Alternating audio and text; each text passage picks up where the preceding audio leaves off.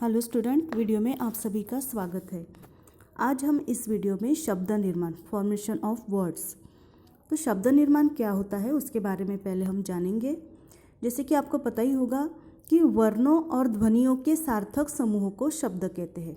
वर्णों और ध्वनियों के सार्थक समूह को शब्द कहते हैं। शब्द निर्माण का संबंध शब्दों की रचना से है।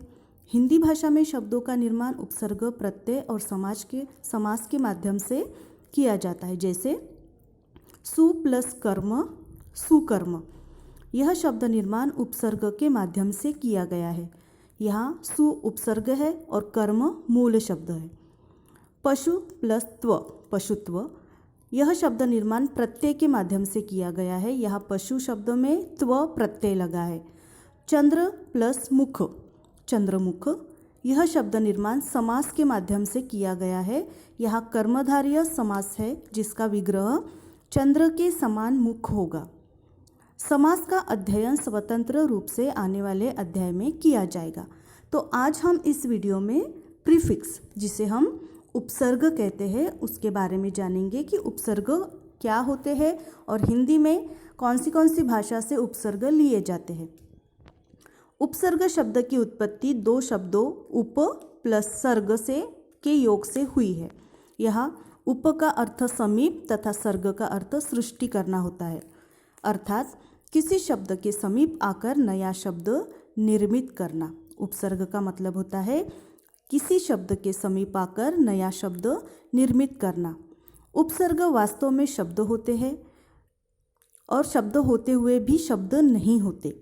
इन्हें शब्दांश कहा जाता है क्योंकि इनका प्रयोग स्वतंत्र रूप से नहीं किया जा सकता। उपसर्गों एवं प्रत्ययों का प्रयोग पूर्ण या सार्थक शब्दों के साथ किया जाता है। जो शब्दांश किसी शब्द के पहले जुड़कर उसके अर्थ में विशेषता उत्पन्न कर देता है अथवा अर्थ में कोई परिवर्तन ला देता है, उसे उपसर्ग कहा जाता है। जैसे यदि पुत्र शब्द में सु या कु जोड़ दिया जाए तो शब्द बनेगा सुपुत्र अथवा कुपुत्र, जिसका अर्थ होगा अच्छा पुत्र अथवा बुरा पुत्र। सुपुत्र, अच्छा पुत्र, कुपुत्र, बुरा पुत्र। इस प्रकार उपसर्ग वे शब्दांश होते हैं जो सार्थक शब्दों के पहले लगते हैं और उनके अर्थ में परिवर्तन ला देते हैं। हिंदी भाषा में अधिकांश उपसर्ग संस्कृत भाषा से लिए गए हैं, परंतु संस्कृत के साथ साथ हिंदी के अपने उपसर्ग भी है और उर्दू, फारसी तथा अंग्रेजी भाषा का भी योगदान उपसर्गों में है। अब हम देखेंगे उपसर्ग संबंधी कुछ नियम। कुछ तत्सम उपसर्ग ऐसे हैं जिनके एक से अधिक रूप भी हो सकते हैं। व्याकरण के कुछ नियमों के कारण, जैसे दुर, दुस्, दुष्य, दुष्य आदि, तो यहाँ पर उपसर्ग लगे हुए हैं और उसके साथ में उसके शब्द दिए हुए, जैसे कि दुर, दुर्लभ, दुर्गम, दुस्, दुस्साहस, दुस्तर, दुष्य, दूरचरित्र, दुश्चिता, दुष्य, दुष्कार, दुष्प्राप्य। अब इसी प्रकार के नियम हैं निस, निर, निश और निश। अब इन उपसर्गों के रूपों के प्रयोग पर भी लागू होते हैं। उसी प्रकार उत, उत्थान, उत्तम, उद, उद्गम या उद्योग। आगे देखिए, शब्द की कोटि के अनुसार उपसर्ग का प्रयोग होता है, अर्थात तत्सम के साथ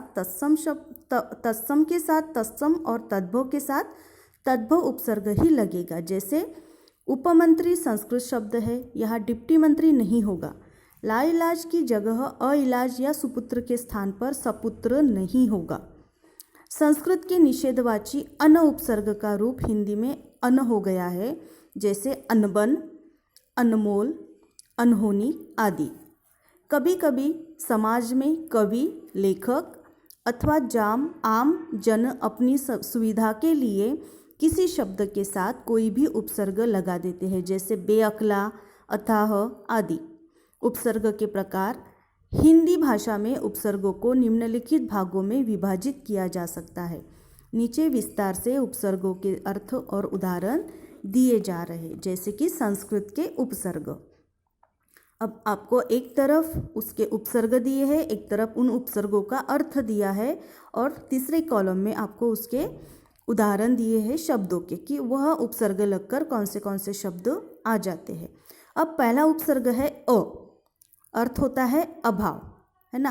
अ का मतलब होता है अभाव होना कि या वो चीज़ नहीं होना, कारण किसी कारण की वजह से, अकारण बिना कारण के, तो यहाँ पे अभाव हमें दर्शाता है। तो अ का अर्थ होता है अभाव, जैसे उदाहरण दिए है अनंत, अनर्थ, अनाथ। जैसे नाथ है तो अ उपसर्ग लगा है तो अनाथ बन गया। धर्म को अ उपसर्ग लगकर अधर्म हो गया। ज्ञान को अ उपसर्ग लगकर अज्ञान हो गया। तो अनंत, अनर्थ, अनाथ, अधर्म, अज्ञान, अभाव, अहिंसा, असाध्य।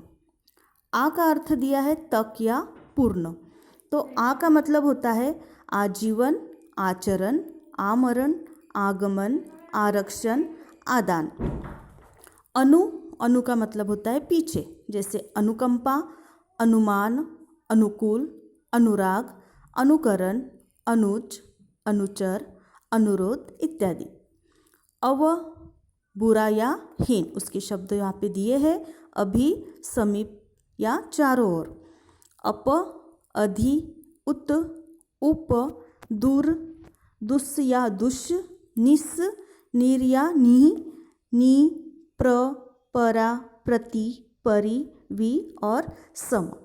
तो ये उपसर्ग आपको अच्छे से पढ़ना है, उसके अर्थ भी वहाँ पे दिए हैं और उसके उदाहरण भी आपको एक बार फिर से पढ़ना है। आगे देखते हैं हिंदी के उपसर्ग। अब हिंदी के उपसर्ग क्या होते हैं देखते हैं कि हिंदी के उपसर्ग तद्भव देशी और विदेशी शब्दों के साथ प्रयुक्त होते हैं। आपको पता ही होगा तद्भव शब्द, तत्सम शब्द, देशी शब्द और विदेशी शब्द। तो हिंदी के उपसर्ग तद्भव देशी और विदेशी शब्दों के साथ प्रयुक्त होते हैं। जैसे कि अ, इसका अर्थ दिया है अभाव या निषेध, संस्कृत में भी वही दिया था। अन अभाव या निषेध ही होता है। अध आधा, उन एक कम, क या कु बुराई या नीचता, नि निषेध या अभाव, बिन निषेध, भर पूरा, सु अच्छा, चौ चार, पर दूसरी पीढ़ी का, औ या अव हीन। तो यहाँ पे उदाहरण दिए हैं, वो उदाहरण आपको पढ़ना है। उसके बाद है उर्दू फारसी के उपसर्ग। जैसे कि उपसर्ग दिए हैं उर्दू और फारसी के, जैसे बे अर्थ होता है बिना, तो ईमान बेईमान, कार बेकार, चैन बेचैन, गुनाह बेगुनाह, होश बेहोश, बद बुरा। जैसे नाम बदनाम, सूरत बदसूरत, बू बदबू, माश बदमाश। तो कम या थोड़ा, कम का मतलब होता है थोड़ा, कम बकत, कमज़ोर, कमसीन, कम अक्ल। वैसे ही यहाँ पे उर्दू और फारसी के कुछ उपसर्ग दिए हैं, जैसे कि ला, ना, खुश, गैर, हम, हर, दर, ब, बा, बिला। आगे देखते हैं अंग्रेजी के उपसर्ग। आगे के पार्ट में दिया है अंग्रेजी के उपसर्ग। जैसे अभी अंग्रेजी शब्दों में भी कुछ उपसर्ग आते हैं, जैसे हम हमेशा वो शब्द बोलते हैं लेकिन हमें ये पता नहीं रहता कि उसमें अंग्रेजी के उपसर्ग जुड़े हुए हैं।